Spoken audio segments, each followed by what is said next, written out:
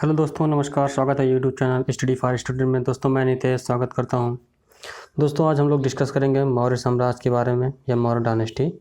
Okay, चलिए शुरू करते हैं। दोस्तों हमारा आज का पहला क्वेश्चन है, मौर्य चंद्रगुप्त मौर्य के दरबार में भेजा गया यूनानी राजदूत कौन था। दोस्तों यूनानी राजदूत कौन था? चाणक्य या Kautilya, Seleucus Nicator, Megasthenes, Justin. दोस्तों इसमें उत्तर हो जाएगा मेगास्थनीज। मेगास्थनीज दोस्तों चंद्रगुप्त मौर्य के दरबार में भेजा गया यूनानी राजदूत था। ओके, चलिए अगले क्वेश्चन पे चलते हैं। दोस्तों आज का हमारा दूसरा क्वेश्चन है। दूसरा क्वेश्चन दोस्तों, इंडिका किसने लिखी थी। दोस्तों इंडिका किसने लिखी थी? आई सिंह, मेगास्थनीज, फाहयान, वेहनसांग। दोस्तों इसका भी उत्तर हो जाएगा मेगास्थनीज। मेगास्थनीज दोस्तों इंडिका के लेखक हैं। ओके, चलिए अगले क्वेश्चन पे चलते हैं। दोस्तों अगला क्वेश्चन है, मौर्य दरबार में ग्रीस के राजदूत का नाम क्या था। ग्रीस के राजदूत का नाम क्या था? ए सिकंदर, मेगास्थनीज, प्लेटो, फाहयान। और दोस्तों उत्तर हो जाएगा इसमें मेगास्थनीज। मेगास्थनीज ग्रीस के राजदूत का नाम था जो मौर्य दरबार में आया, चंद्रगुप्त मौर्य के दरबार में आया था। ओके, चलिए अगला क्वेश्चन चलते हैं। अगला क्वेश्चन दोस्तों, कलिंग युद्ध किस वर्ष हुआ था। 261 बीसी, 263 बीसी, 232 बीसी, 240 बीसी। दोस्तों इसमें उत्तर हो जाएगा 261 बीसी। 261 बीसी में लड़ाई हुई थी जो सम्राट अशोक जब राजा बने थे दोस्तों, उसके 8वें वर्ष यह युद्ध गया था। ओके, कलिंग युद्ध लड़ा गया था। चलिए अगले क्वेश्चन पे चलते हैं। अशोक पर कलिंग युद्ध का प्रभाव कहाँ दिखाई पड़ता है या कहाँ दिखाई देता है? ए स्तंभों पर उत्कीर्ण राजदेश, शिलाओं पर उत्कीर्ण 13वें राजदेश, खुदाई, इनमें से कोई नहीं। दोस्तों इसमें उत्तर हो जाएगा शिलाओं पर उत्कीर्ण 13वें राजदेश से। ओके, चलिए अगले क्वेश्चन पर चलते हैं। दोस्तों हमारा 6 नंबर का क्वेश्चन है, चंद्रगुप्त मौर्य काल के दौरान सबसे प्रसिद्ध शिक्षा का केंद्र कौन सा था? उज्जैन, वल्लभी, नालंदा, तक्षशिला। दोस्तों उत्तर हो जाएगा तक्षशिला। तक्षशिला दोस्तों इस समय प्रेजेंट टाइम में वर्तमान में पाकिस्तान में है। ओके, चलिए अगले क्वेश्चन पे चलते हैं। दोस्तों आज का 7 नंबर क्वेश्चन, अशोक ने किस बौद्ध साधु से प्रभावित होकर बौद्ध धर्म अपनाया? विष्णुगुप्त, उपगुप्त, ब्रह्मगुप्त, बृहद्रथ। दोस्तों उत्तर हो जाएगा उपगुप्त। उपगुप्त से प्रभावित होकर अशोक ने बौद्ध धर्म को अपना लिया। ओके, चलिए अगले क्वेश्चन पे चलते हैं। दोस्तों आज का 8वां क्वेश्चन, चंद्रगुप्त मौर्य का प्रसिद्ध गुरु चाणक्य निम्न में से किस विद्या केंद्र से संबंधित था? ओके, तक्षशिला, नालंदा, विक्रमशिला, वैशाली। दोस्तों उत्तर हो जाएगा तक्षशिला। तक्षशिला का यह प्रधानाध्यापक था। ओके, चलिए अगले क्वेश्चन पे चलते हैं। अगला क्वेश्चन दोस्तों, अर्थशास्त्र के लेखक किसके समकालीन थे? अर्थशास्त्र के लेखक किसके समकालीन थे? अशोक, चंद्रगुप्त मौर्य, चंद्रगुप्त विक्रमादित्य, बृहद्रथ। दोस्तों उत्तर हो जाएगा चंद्रगुप्त मौर्य। चंद्रगुप्त मौर्य के समकालीन थे। चलिए अगला क्वेश्चन पे चलते हैं दोस्तों। अगला क्वेश्चन, अर्थशास्त्र के रचना किसने की थी? अर्थशास्त्र की रचना किसने की थी? घनानंद, कौटिल्य, बिंबिसार या पुष्यमित्र। दोस्तों उत्तर हो जाएगा कौटिल्य या चाणक्य, जो चंद्रगुप्त मौर्य के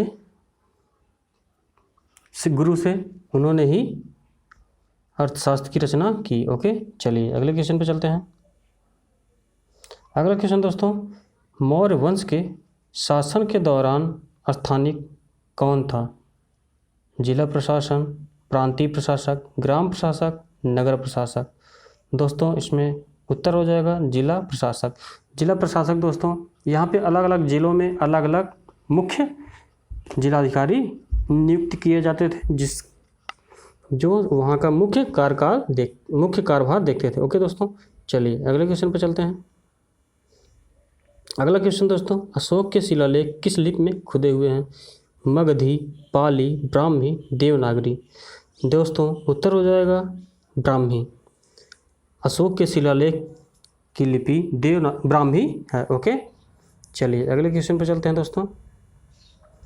अगला क्वेश्चन 13 नंबर, मौर्य वंश के तत्काल बाद किस वंश ने आकर मगध पर शासन किया? सातवाहन, शुंग वंश, कर्ण वंश, नंद वंश। दोस्तों उत्तर हो जाएगा शुंग वंश। शुंग वंश के राजा मौर्य वंश के बाद आकर वहाँ पर राज किए। ओके, चलिए अगले क्वेश्चन पे चलते हैं। अगला क्वेश्चन है, निम्न में से कौन सा कब पहली बार अशोक के शिलालेखों का अर्थ स्पष्ट किया? 1810 Gary Smith, 1787 John tower, 1825 Charles Metcalfe, 1837 James Prinsep. दोस्तों यहाँ पे उत्तर हो जाएगा जेम्स प्रिंसेप। 1837 में जेम्स प्रिंसेप ने अशोक के शिलालेखों पर लिखे अर्थों को समझा। ओके, चलिए अगले क्वेश्चन पे चलते हैं। किस प्रसिद्ध शासक को शिलालेखों का जनक कहा जाता है? समुद्रगुप्त, चंद्रगुप्त मौर्य, अशोक, कनिष्क। दोस्तों इसमें उत्तर हो जाएगा अशोक। अशोक को दोस्तों शिलालेखों का जनक कहा जाता था। ओके, चलिए अगले क्वेश्चन पे चलते हैं। अगला क्वेश्चन दोस्तों, कल्हड़, मैत्री, कालिदास, पाणिनि निम्न में से कौन संस्कृत का प्रथम व्याकरणविद था? ओके दोस्तों, यहाँ पे व्याकरणविद था पाणिनि दोस्तों संस्कृत का प्रथम व्याकरणविद था। ओके, चलिए अगले क्वेश्चन पे चलते हैं। अगला क्वेश्चन दोस्तों, गंधार कला किन दो कलाओं का संयोजन है? गंधार कला किन दो कलाओं का संयोजन है दोस्तों? हिंद और यूनानी कलाओं का संयोजन है। चलिए अगले क्वेश्चन पे चलते हैं। अगला क्वेश्चन है दोस्तों, भारतीय काल का वह कौन सा स्कूल है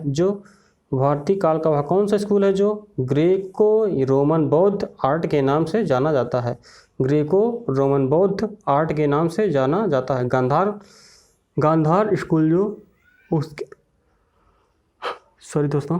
गांधार कला ग्रेको रोमन बौद्ध आर्ट के नाम से जाना जाता है। ओके, चलिए अगले क्वेश्चन पे चलते हैं। अगला क्वेश्चन, वासमित्र, नागार्जुन, चरक, पतंजलि में से कौन कनिष्क के राजवैद्य थे? ओके,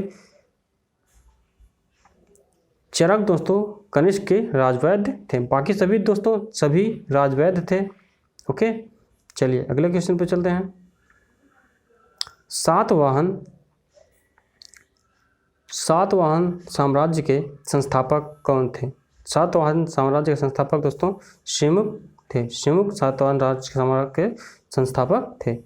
चलिए अगले क्वेश्चन पे चलते हैं।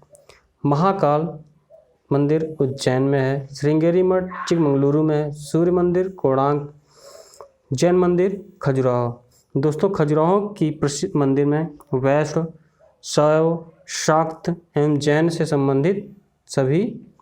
ओके, चलिए अगला क्वेश्चन, पाणिनि द्वारा रचित पुस्तक का नाम क्या था? अष्टाध्यायी दोस्तों पाणिनि द्वारा लिखित पुस्तक है। ओके, चलिए अगला, अर्थशास्त्र लेखक कौटिल्य चंद्रगुप्त का कौन था? दोस्तों चंद्रगुप्त को यह प्रधानमंत्री भी था, गुरु भी था। ओके, चलिए अगला क्वेश्चन पे चलते हैं। सर आज के लिए बस इतना ही दोस्तों वीडियो पसंद आया तो लाइक करें और सब्सक्राइब करें और दोस्तों के साथ शेयर करें। ओके, आज के लिए बस इतना ही दोस्तों।